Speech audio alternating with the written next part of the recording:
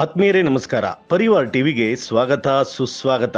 ನಾನು ಮಣಿಕಂಠ ಸೂರ್ಯ. ಇವತ್ತಿನ ಈ ಸಂಚಿಕೆಯಲ್ಲಿ ಹಾಸನಾಂಬ ದೇವಸ್ಥಾನದ ಕತೆ, ಪವಾಡಗಳು, ವಿಶೇಷಗಳನ್ನು ತಿಳಿಯೋ ಪ್ರಯತ್ನ ಮಾಡೋಣ. ಸಿಂಹಾಸನಪುರಿ ಹಾಸನ ಆಯಿತು. ಪೂರ್ತಿ ವಿಚಾರ ಕೇಳೋದನ್ನ ಮಿಸ್ ಮಾಡ್ಕೋಬೇಡಿ.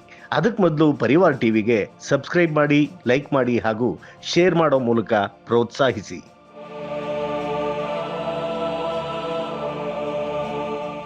ಸ್ನೇಹಿತರೆ, ಗೊಮ್ಮಟೇಶನ ನೆಲೆವೀಡು, ಶಿಲ್ಪಕಲೆಗಳ ತವರೂರು ಬೇಲೂರು ಹಳೇಬೀಡು ಹಾಗೂ ಸಪ್ತ ಮಾತೃಕೆ ದೇವತೆಗಳು ನೆಲೆಸಿರುವ ಪುಣ್ಯಕ್ಷೇತ್ರ ಹಾಸನ.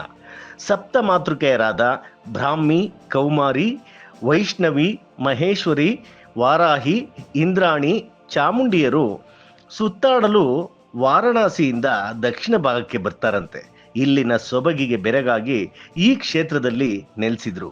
ಅದರಲ್ಲಿ ವೈಷ್ಣವಿ, ಕೌಮಾರಿ, ಮಾಹೇಶ್ವರಿ ದೇವಿಯರು ಹಸನ್ಮುಖಿಯರಾಗಿ ನಗುವ ತಾಯಂದರಾದ ಇವರುಗಳನ್ನ ಹಾಸನಾಂಬೆ ಅಂತ ಕರೀತಾರೆ. ಹಾಗೆ ಚಾಮುಂಡಿ, ವಾರಾಹಿ ಮತ್ತು ಇಂದ್ರಾಣಿಯರು ಅಲ್ಲೇ ಸಮೀಪ ಇರುವ ದೇವಿಗೆರೆಯ ಹೊಂಡದ ಬಾವಿಯಲ್ಲಿ ನೆಲೆಸಿದ್ರು. ಜೊತೆಗೆ ಬ್ರಾಹ್ಮಿ ದೇವಿ ಕೆಂಚಮ್ಮನ ಕೋಟೆಯಲ್ಲಿ ನೆಲೆಸಿದ್ದಾರೆ ಅಂತ ಹೇಳಲಾಗುತ್ತೆ. ಒಟ್ಟಾರೆ ಹಾಸನ ಧಾರ್ಮಿಕ ಹಾಗೂ ಸಾಂಸ್ಕೃತಿಕ ಕೇಂದ್ರ.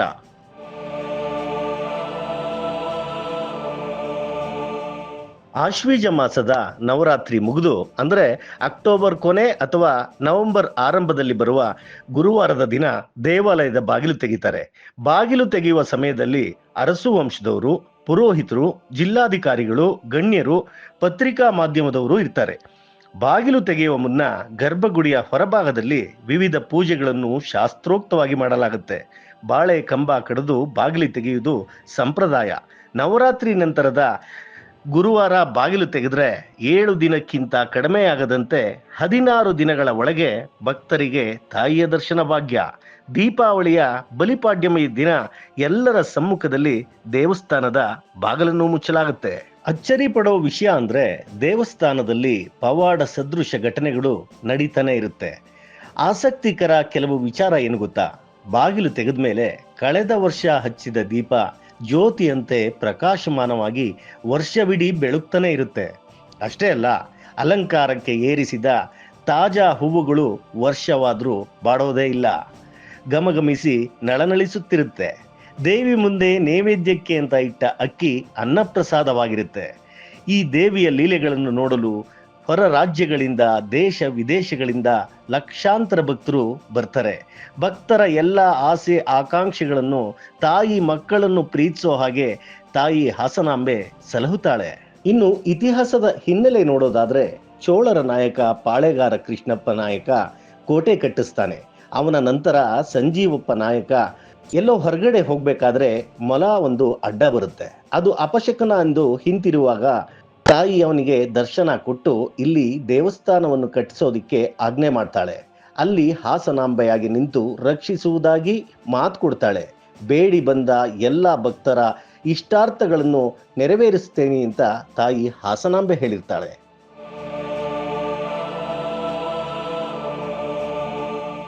ಅಲ್ಲೇ ಪಕ್ಕದಲ್ಲಿ ಕಳ್ಳಪ್ಪನ ಗುಡಿ ಇದೆ. ಅದಕ್ಕೊಂದು ಜನಪದ ಕತೆ ಕೂಡ ಇದೆ. ದೇವಿ ಭಕ್ತರುಗಳು ಕೊಟ್ಟ ಆಭರಣದಿಂದ ಅಲಂಕೃತವಾಗಿರುವಾಗ 4 ಜನ ಕಳ್ಳರು ಆಭರಣಗಳನ್ನು ಕದಿಯಲು ಬಂದಿರ್ತಾರೆ. ಆಗ ಕೋಪಗೊಂಡ ತಾಯಿಯ ಶಾಪಕ್ಕೆ ಒಳಗಾಗಿ ಕಲ್ಲಾಗಿ ಹೋಗಿದ್ದಾರೆ. ಆ ಕಲ್ಲುಗಳು ಕೂಡ ಈಗಲೂ ಇದೆ. ಹಾಗೆ ಒಂದು ಉದ್ದದ ಕಂಬ ಇದೆ. ಅದನ್ನ ಹಾಲಪ್ಪನ ಗದ್ದಿಗೆ ಅಂತಾರೆ. ದೇವಸ್ಥಾನದ ಮುಂಭಾಗದಲ್ಲಿದೆ.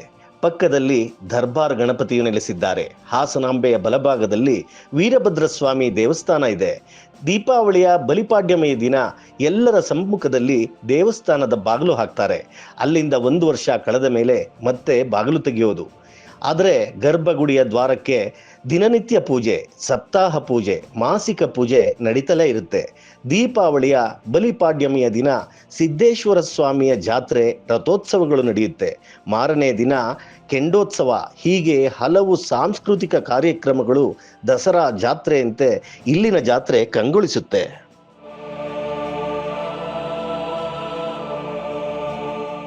ಇನ್ನು ಹಾಸನಾಂಬ ಕ್ಷೇತ್ರದ ಬಗ್ಗೆ ಸಾಕಷ್ಟು ಕಥೆಗಳು ಇದೆ. ಅತ್ತೆ ಸೊಸೆ ಜಗಳವಾಗಿ ಸೊಸೆ ತಾಯಿ ಹಾಸ್ತಾಂಬೆ ಬಳಿ ಆಶ್ರಯ ಕೇಳಿ ಅಲ್ಲಿ ಕಲ್ಲಾಗಿ ನೆಲೆಸಿದ್ಲು. ಆ ಕಲ್ಲು ಪ್ರತಿ ವರ್ಷ 1 ಇಂಚಷ್ಟೋ ಅಥವಾ ಅದಕ್ಕಿಂತ ಸ್ವಲ್ಪ ಜಾಸ್ತಿನೋ ಬೆಳೀತಾ ಇದೆ. ಅದು ಯಾವತ್ತು ಗರ್ಭಗುಡಿಯ ಬಳಿ ಹೋಗಿ ಸೇರುತ್ತೋ ಅವತ್ತು ಪ್ರಳಯ ಆಗುತ್ತೆ ಅನ್ನೋದು ನಂಬಿಕೆ ಇದೆ. ಹಾಗೆ ಅಂಧಕಾಸುರ ಅನ್ನೋ ರಾಕ್ಷಸನನ್ನು ಕೊಂದು ತಾಯಿ ಇಲ್ಲಿ ನೆಲೆಸಿದ್ಲು ಅನ್ನೋ ಕತೆ ಕೂಡ ಇದೆ. ಹಲವಾರು ಕತೆಗಳು ಪ್ರತೀತಿಯಲ್ಲಿದೆ. ಒಟ್ಟಾರೆ ದೇಗುಲದ ಕೆತ್ತನೆ ದ್ರಾವಿಡ ಶೈಲಿಯಲ್ಲಿದೆ. ದೊಡ್ಡದಾದ ಸುಂದರವಾದ ರಾಜಗೋಪುರ ಇದೆ. ಹಾಗೆ ಇಲ್ಲಿನ ಲಿಂಗಗಳು ಸ್ವಯಂಭೂ ಲಿಂಗಗಳಾಗಿದೆ. ದಶಕಂಠ ರಾವಣ ವೀಣೆಯನ್ನು ನುಡಿಸುವ ಕುತೂಹಲಕರವಾದ ವಿಗ್ರಹ ಇದೆ. ಇಂಥ ಅಪರೂಪದ ಹಾಸನಾಂಬೆ ದೇವಿಯ ದರ್ಶನ ಪಡೆದು ಕೃತಾರ್ಥರಾಗೋಣ. ನೋಡ್ತಾ ಇರಿ ಪರಿವಾರ್ ಟಿವಿ. ಸಬ್ಸ್ಕ್ರೈಬ್ ಮಾಡಿ, ಲೈಕ್ ಮಾಡಿ, ಶೇರ್ ಮಾಡಿ.